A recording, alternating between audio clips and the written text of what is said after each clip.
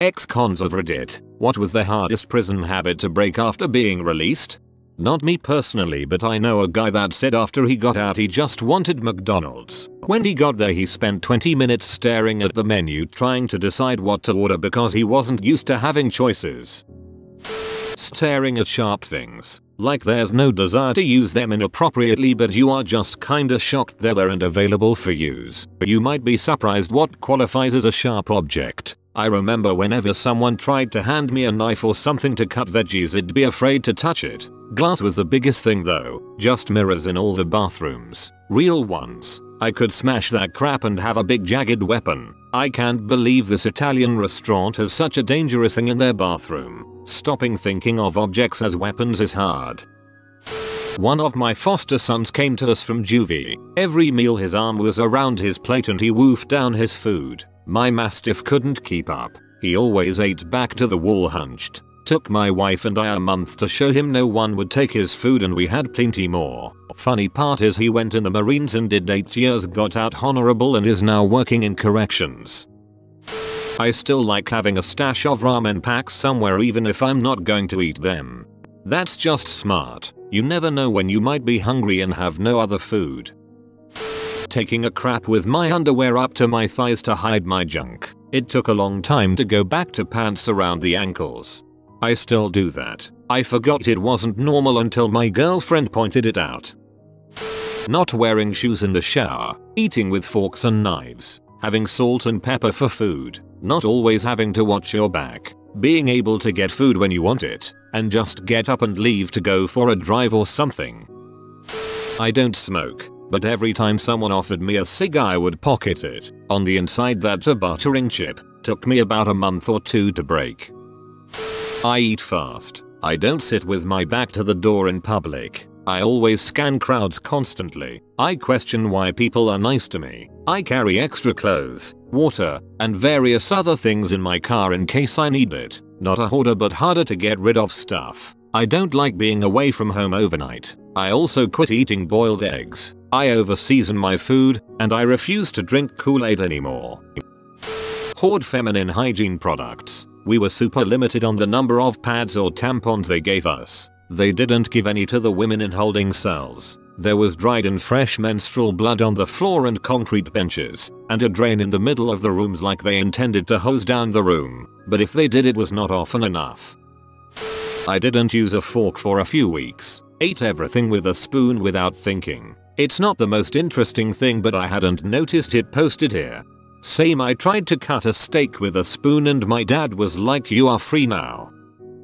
Constantly looking over my shoulder. By far the hardest conditioning to break, which I haven't and doubt I ever will, is the constant pessimism and cautious optimism. You see, when you're waiting to work your way through court, get a deal, and get sentenced, you will have your dates changed 50 times. Hope for certain things only to be disappointed, and anytime you are told something hopeful it doesn't work out. As a result, I never get excited for something until it actually happens. When my wife told me we were pregnant, I already knew from her symptoms that she was, but still, you never know for sure till you take the test. I was obviously happy, but because I'm always cautiously optimistic and rarely show emotion, I couldn't feel comfortable or excited until I knew that my developing daughter was healthy. Even then, it didn't really hit me till she was born. You can apply this to anything, especially big events. Getting engaged, planning the wedding, buying a house, anything. I still hear from my wife how I wasn't crazy surprised or excited to be having a kid.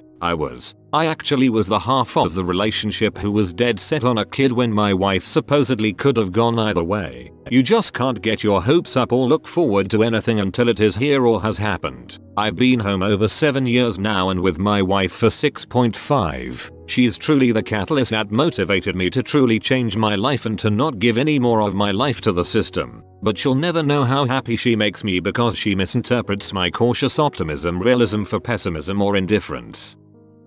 I did almost 7 years. Been out 2 years. There are multiple headcounts where the guards make sure that all of the inmates are accounted for. Every morning at 5 AM, I felt like I was doing something wrong if I slept past 5 AM. It took me almost 6 months before I slept past 5 o'clock. Even now, 6 AM, is sleeping, and for me, it has allowed me to never be late to work and show up every day. I was a drug dealer with no work ethic, and I slept until noon. Ironically, I am more successful than I ever thought I would be because of this habit.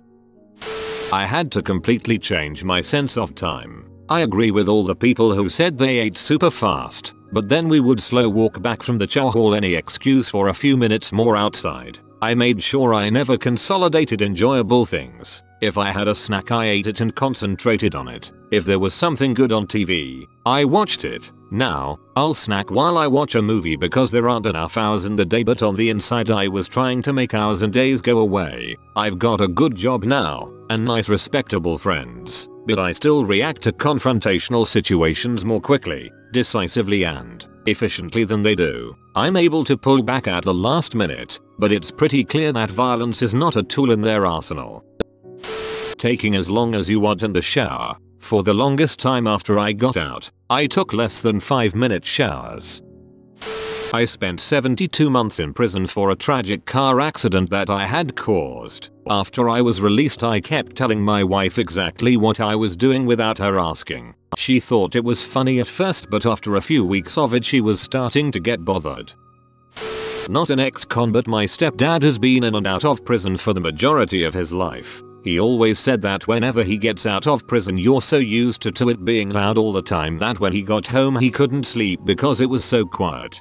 My friend who did a few years had to sleep with infomercials turned up quite loud just to get sleep at night. Always thought he was just accustomed to sleeping with the TV on. Now it makes sense. Dude I work with said for the first little bit after getting out he would take a leg out of his pants when he'd crap. Not sure how common that was. Dude's a fighter though, so maybe that had something to do with it. Not me, but guy who worked for me. When things were very busy, I would often get carry-out lunch for everyone and bring it back to the workplace. This one guy would eat a cheeseburger and french fries in 2 minutes. Once I asked him why he ate so quickly. He said, well, nobs fogger. I spent 7 years in a federal prison, and if you didn't eat your meal in 10 minutes, you didn't get anything. That 10 minutes often included the time it took standing in line to get your food. Okay then. I never said anything to him about it after that. Being paranoid, always looks over my shoulder and never letting anyone stand behind me. Even people passing on the side of me, I'm always turning my head to see what they're doing. Food I could be the last one to eat, first one done, and I still stand when I eat around people.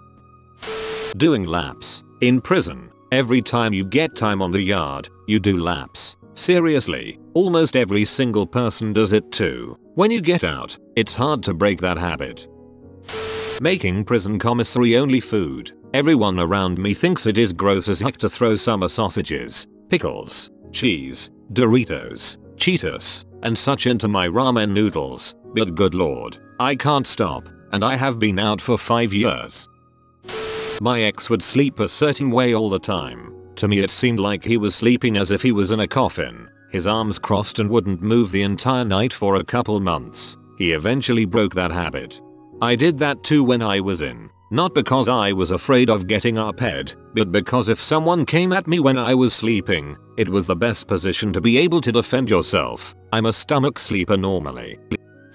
A somewhat friend of mine did a few years, and the one habit he couldn't shake was distrusting people. He said that people in prison are never nice. If they're nice, it's because of a hidden motive. Up to this day he still doesn't trust people who act nice, generous, helpful towards him. The hardest thing has been to talk without using the words frick, fricking, or butthole in every sentence. Never been to prison, but I did a few months in county jail. Something I haven't seen mentioned is trading food. When I got out, I asked my girlfriend to trade me her chicken wings for my macaroni. Pure habit. I really just went to the kitchen and got more chicken. My uncle was in prison for a while, and we've talked a bit about his experience and how it affected him. He has a hard time not being violent. You'd never guess, since he mainly just sits in a corner and smokes, but he's been out for nearly 10 years and still always struggles with using his words. The guy cannot stand authority. He tells me that it's hard to listen to bosses when you know you're probably smarter and tougher than them. He knows most people feel this way, but he just can't ignore it. He's taken up professional carving so he can be his boss. He's really in touch with our native roots now, on account of joining a First Nations gang in prison. Doesn't talk much. I don't know if that's because of prison, but he really only speaks if he wants to. Not the type of guy who likes to talk just to talk. Doesn't have a lot. He has some sort of abandonment issue or something, so he doesn't want a lot of things to miss if he goes back to prison. For all the time he doesn't spend with people, he's out with nature or doing something in the wilderness. I think it helps keep him calm and feel connected. Nice enough guy, but prison kind of fricked him up, I think, and he's going to live his life being slightly disconnected with people. Not an ex-con, but judging by a few guys I've worked with, taking extreme offense at the word goof or goofy being used in their presence. It is apparently a prison term primarily in Canada that refers to child assaulters, killers, etc. In prison, you definitely don't want that name attached to you. Still, pretty weird to have a dude blow up just because you said something they were working on looked a bit goofy and needed to be fixed.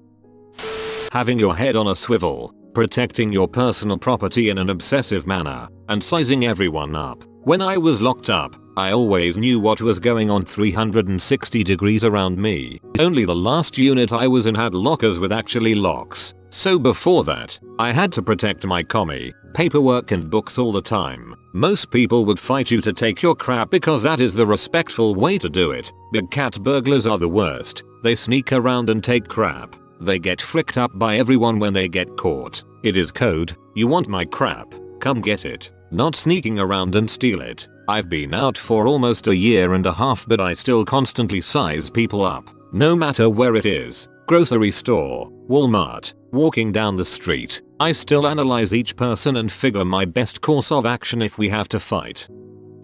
I've been out 8 years and I still eat like a dog. Most prisons give you 30 minutes for your meal, but that includes the walk from your cell block to the chow hall, waiting in line and finding a seat. Normally by the time I actually get a piece of food in my mouth, I've already got a CO yelling over my shoulder to hurry up. It's really annoying going out to eat with people and gobbling up your meal only to be stuck watching normal people eat for 20 minutes. Hardest habit? Talking crap to dumbass old men who think they're right cause they're old. Easiest habit? I'm never eating top ramen or getting a bowl cut from a Mexican barber again. I find myself hoarding toilet paper under my bed. Sometimes I do it without thinking and I'll look under there and have 10 rolls of TP. A couple guys I know after being out for 5-10 years wrap their arms around their plates and shovel food in their mouths at the speed of light. They are also super defensive of their food. When I first got to know them, I jokingly swiped a chip off one of their plates and he flipped his fork up and demanded I give it back. Freaked me out a lil. My friend once told me he got hooked on watching news channels and crappy daytime television. He said he also enjoyed listening to AM radio now, even though he knows specific podcasts exist that are more tailored to him. He killed himself 3 years ago after getting a 20-year sentence just 1 year after getting out. I knew of a guy who got out after 15 years. He had to call a friend to come and let him out of his apartment. They'd go out, do some shopping or whatever, and then his friend would lock him up for the night. Dude could not work doors himself without a rational fare. He did get better after a few months, but I hear he still has trouble doing things independently. When my dad got out of prison, 10+ years, we nicknamed him Martha Stewart because he was such a clean freak. His home looks like an IKEA catalog. He has glass containers for his shoes. He wakes up early to iron, wash, scrub everything. When I lived with him for a year, I was grounded so many times over leaving water drops in the sink. 2 words. Grape. Jelly. I remember people literally fist fighting over jelly when I first got in. Realizing I can unlock my own door to go outside. Took me a while to realize that my roommates didn't have to unlock it to let me out. Pacing back and forth. Isolation. I used to be a social butterfly, but after spending so much time keeping to myself, I don't know how to socialize anymore. Not me, but my best friend who spent 2/3 of her life locked up in juvie and prison. If she wanted a glass of water, she would ask permission. Also, if we were at my apartment and were gonna leave to go somewhere, she would stand behind the door and wait for me to open it, as if the door to my apartment was locked and only I had the keys. I was released at the end of November after 3 years, and my biggest adjustment is grocery shopping. In prison jail you typically can only go to the canteen once a week, and it isn't like just walking into your local grocery store. You have to write all your items down in advance, so if you forget something, you have to wait another week to get it, or if you're lucky, buy the item off another inmate. So it is still weird adjusting to being able to go and get groceries, hygiene items, etc. whenever I need them. Definitely sleeping habits. Still haven't broke them. Haven't slept a full night in over a decade. Any noise and my eyes are open and I'm wide awake. I can hear really well. A raccoon comes nightly to eat scraps and cat food and I can hear him crunching outside on the porch from bed on the opposite side of the house, roughly 60 feet away. Wide awake. I had to stop myself from knocking when getting up from a table. Explaining why this happens also really freaked my family out. An ex-con who works for me always asks to use the restroom. I have politely informed him that there is no need to do that. He's an adult and can use the restroom whenever he pleases, but he keeps asking and apologizing, saying that it's hard to break the habit. He even told me it's hard to pee whenever he hasn't gotten permission, out of fear he shouldn't be going in the first place. To get around this now he tells me I'm going to the bathroom, you might want someone to cover my station, so I think we found a happy medium. Not being able to go to the free infirmary when sick or hurt. I got busted for weed and was confined in the county lockup for a couple months when I was 20. After I got out, for a year or more I dreamed every night that I was back in stir. That was the real punishment. You've been visited by swining thick boy. Like and comment swing well thick boy and you'll be blessed with many thick woofers in your life. If you are new to the channel, you can subscribe. I publish new videos every day. Until then, check another video, or don't. Either way, have a great day you magnificent people.